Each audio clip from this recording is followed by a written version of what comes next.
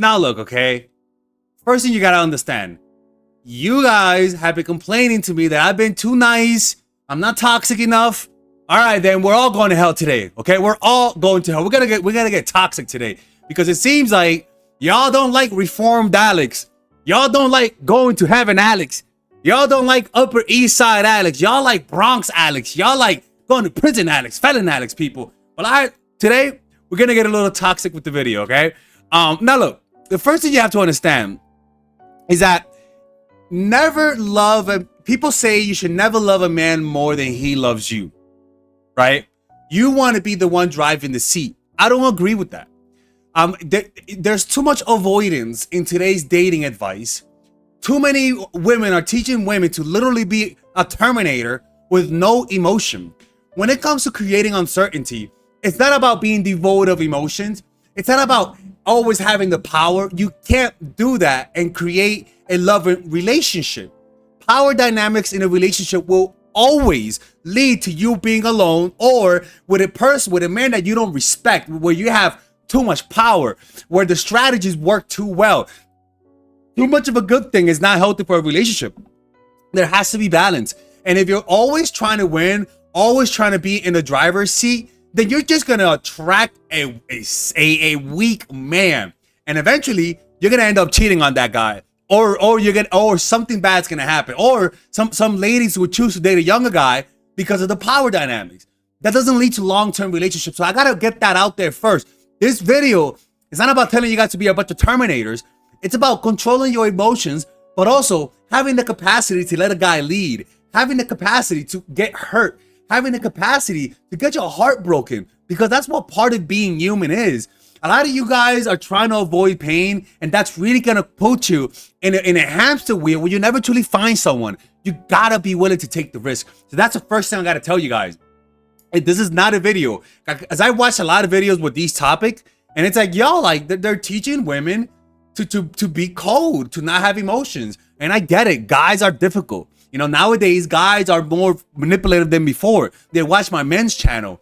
But what I'm trying to tell you is not to be indestructible, but to learn how to recover from pain, right? To be able how to regenerate yourself. And you do that through developing true self-esteem. And that's why I tell you guys, practice meditation. Have a relationship with a higher power. That will give you those regenerative power to be able to go from heartbreak to happiness. And this will allow you to apply these strategies while being able to receive love, because you don't need complete control. That's the first thing I got to tell you guys, okay? Now, the next thing, oh my God, Father Alex is still going to heaven. Don't worry about it, man. We're all going to go to hell at the end of the video. We're gonna slowly escalate the toxicity. So what's uncertainty? Uncertainty is one, slowness. When things go slow, they create more doubt. It's like a magician, right? A magician could do his trick instantly, or a magician can space out the trick. And when you space out the trick, you create uncertainty, which naturally creates anticipation, naturally creates impatience, and intensifies the experience. So that's the first thing. The problem is that when you like someone, that's the last thing you want to do. You don't want to go slow. You want to allow the guy to go faster, and that's a mistake. And the reason it's a mistake is not because you don't know what to do. It's really because it's a compulsion in you. You also want to go fast. You also want to speed things up. And when you find someone who's willing to do that you find attractive, you allow your dark side, your creepy, needy emotions to control you rather than your logic. So it's most of this is not about knowing what not to do or what to do. It's truly controlling those creepy compulsive triggers, okay? And also, it's not knowing if you're convinced about him. Too many of us make up our minds instantly when we meet someone. And why? Because of the visual. They look the part. They sound the part. They have the right job. They have the right looks, the right abs. And so we make a conclusion that should take a month or even a month and a half in an instant. And the rest is confirmation bias. Yes, he's acting needy and creepy, but it's because he works a lot. It's because his girlfriend hurt him, and that's why he's distant sometimes, so he's recovering, and I need to be there for him. That's not, you're doing it wrong. You should always keep a skeptical eye. When you lose that skeptical eye, you stop projecting that uncertainty. that makes a guy be more romantic, that causes them to think about things to impress you. The point of uncertainty is to inspire those actions, and also is to give you leverage, but not complete leverage, because we're not here for complete power, right? Most likely you're here for a genuine relationship. And trying to get complete power, complete control, complete invulnerability, never getting hurt, is only gonna attract guys that are submissive to you, and you can't respect the guy like that. What's also uncertainty is saying less than necessary. When you like a guy, you naturally talk a lot. You naturally tell him what you feel. You naturally speak your heart to your disadvantage. And that causes a guy to see you as needy and see you as creepy. You know what? Robert Greene, let them know, because they don't even believe what I'm saying.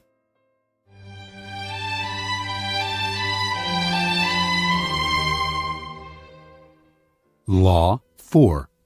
Always say less than necessary. Judgment.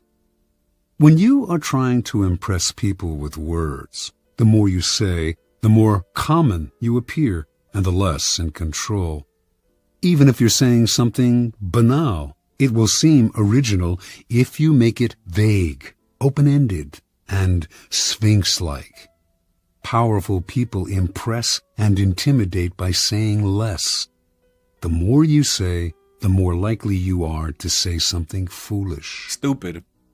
Yeah. Observe it. And the problem is that when you have this compulsion to say too much, you don't notice it. Because what you're doing, you don't notice that you're talking, you just notice that you're releasing emotion. So rather than open your mouth and speak, it's really about controlling your emotions, because when you speak too much, when you talk too much, you really can't control that. I'm not even gonna lie. You gotta get at the core. You gotta learn how to find security from within, right? And that's why I tell you guys, check out that audiobook that I have, which is called The Chase. It's an audiobook that I made. Literally, I made it, and it also comes with a free chapter of my book, The Chase, where I teach you guys how to slow down and how to make a guy chase without having to you be the pursuer. So if you could check it out in the description down below. You could get that as a free gift. And also, ladies and gentlemen, we also have the t-shirt store, people. So if you guys want to purchase clothes that I make with my art, as you guys know, I'm an artist. You guys can click in the description down below where it says purchase clothing, and there you'll be able to get it. Okay, so let's continue with the video, people. Right here. Okay, so the next one. This takes controlling your triggers. And what's your trigger? It might be love bombing you. It might be that he looks a certain way. It might be the certain height. It might be that he treats you a certain way. It might be that he reminds you of someone. You got to be aware of those triggers. And those triggers you become aware of through your mistakes. Rather than make those mistakes, just think back in your life. What were the things that a guy did that blinded you? Maybe it was the fact that they acted disinterested. Maybe it was the fact that they insulted you and treated you like shit. You got to know those triggers and understand that as soon as you see them, you walk away from that situation, because you're not going to be able to judge the situation properly. You shouldn't judge whether or not you should be with a guy based on how much you like him. You should judge whether or not you should be with a guy based upon how secure he makes you feel.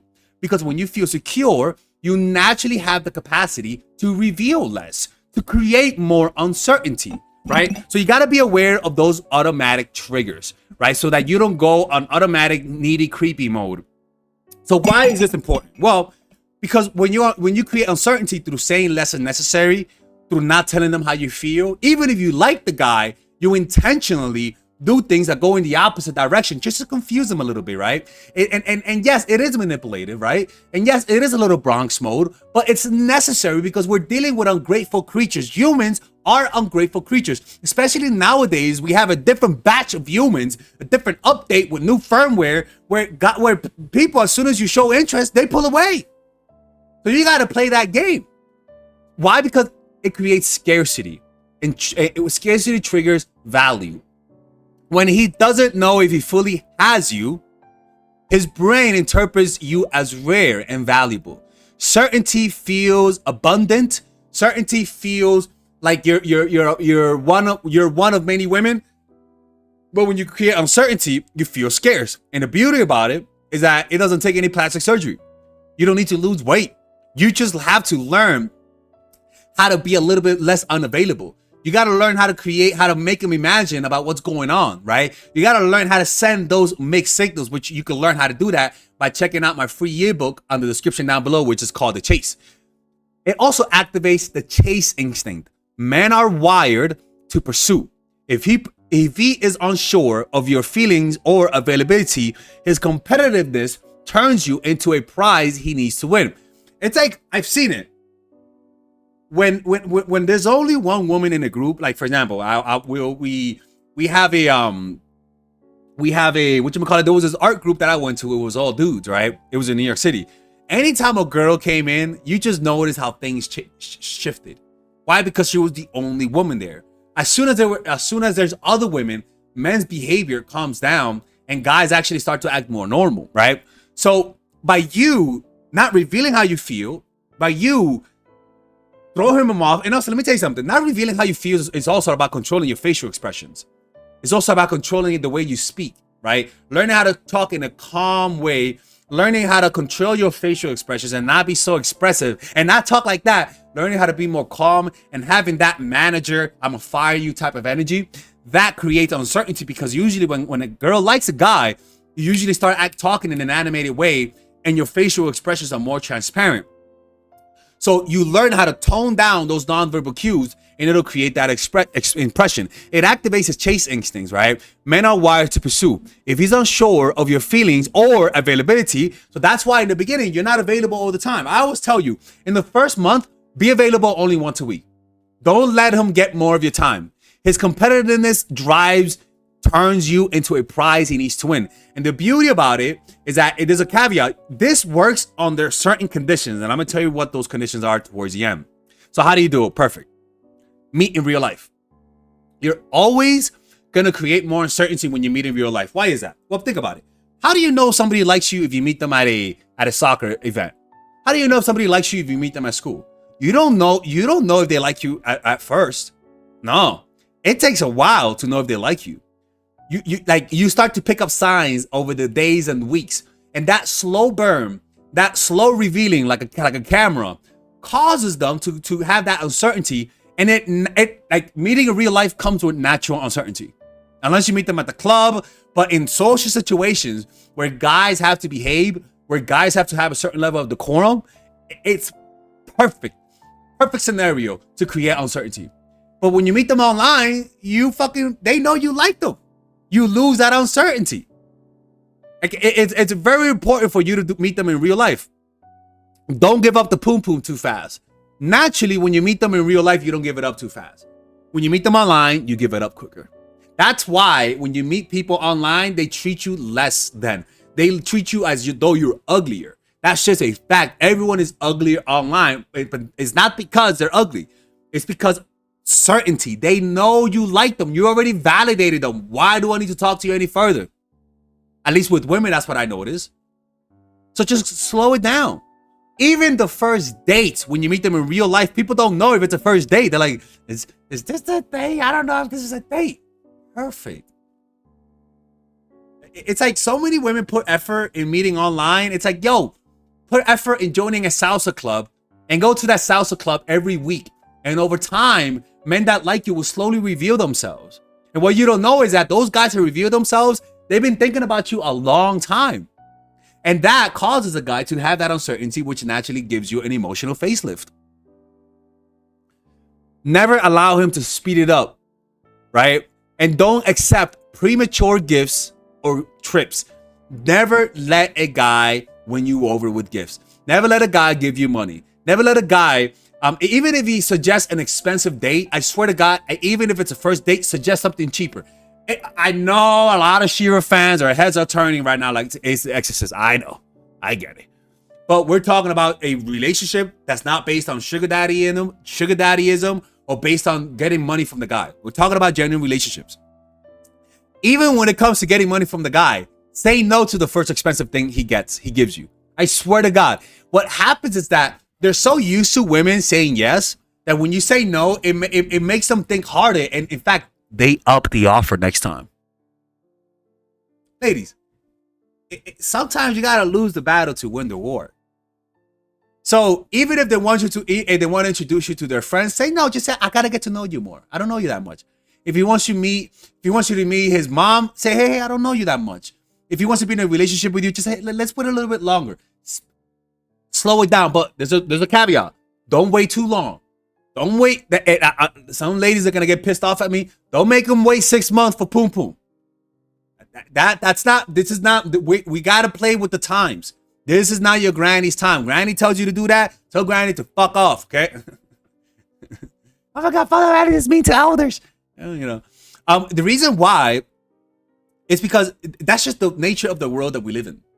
Even if you make him wait 6 months for poom poom, I swear to God, that guy's gonna leave you as soon as he gets a poom poom because he resents you for that. I'm just being honest. Intentionally act disinterested every now and then, especially if you had a needy flare out, if you had a needy crash out. If you think you gave too much too soon, the best thing to do is to intentionally throw him off with mixed signals. Intentionally give him a different vibe, right? Because what that will do is that guys know that women can be a little bipolar with interest. Guys know that a woman could show interest one day and just disappear. We all have that fear. So if you think you fucked up, all you got to do is make it up by slowing it down or just giving them signs of disinterest, canceling last minute, right? Pulling away or even disappearing for a day or two. Give them that fear. Give him that sense that he's losing control and it can balance things out. You know, it's really about the fact that people can't read your mind and they want to. So by giving them those big signals, it causes them to think about you. And naturally, when they start to think about you while feeling insecure, they see you as more greater in their mind because the approximation of how attractive and how amazing they think about you, like the mental fantasy they have, really is a reflection of the uncertainty and how insecure they feel about you.